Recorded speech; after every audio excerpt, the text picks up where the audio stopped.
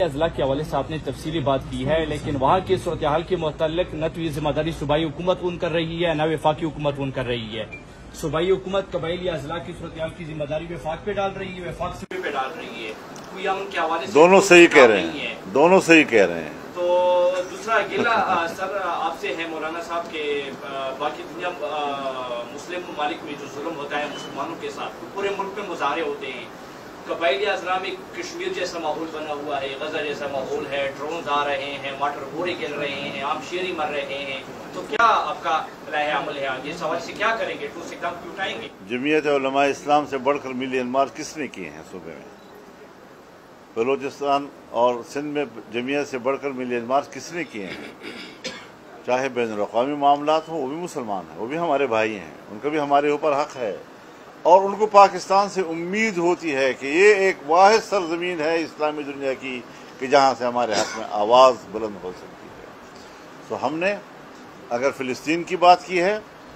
تو وہ بھی بطور مسلمان کے اس کا ہم پر حق تھا۔ اگر ہم نے اپنے ملک میں اپنے غریب کی بات کی ہے، امن و امان کی بات کی ہے، اور جس کے لیے جس طرح ہم فکر مند ہیں، خدا کرے سب اس طرح فکر مند ہو جائیں، تو ہم نے تو اپنی زندگیاں داؤ پہ لگائی ہوئی۔ اور یہ جو پشاور میں ہم نے ملین مارچ کیا تھا، آپ کی نظروں میں تھا، اس کی کیا عوامی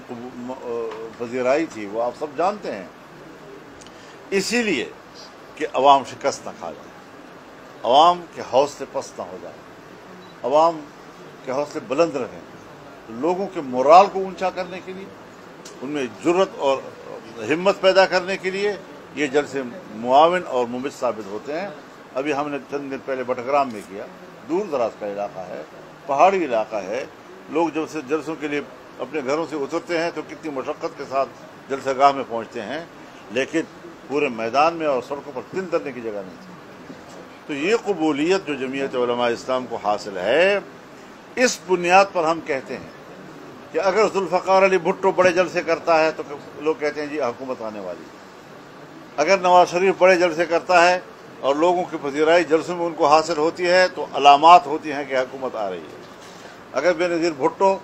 وہ جلسے کرتی ہے اور عوام کی پذیرائی جلسوں میں ملتی ہے تو آگے آنے والے حالات میں جمعیت علماء اسلام نے تمام کے ریکارڈ توڑ دیے، تمام کے ریکارڈ توڑ دیے ہیں۔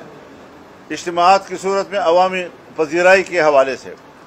کیوں راستہ روکا جا رہا ہے؟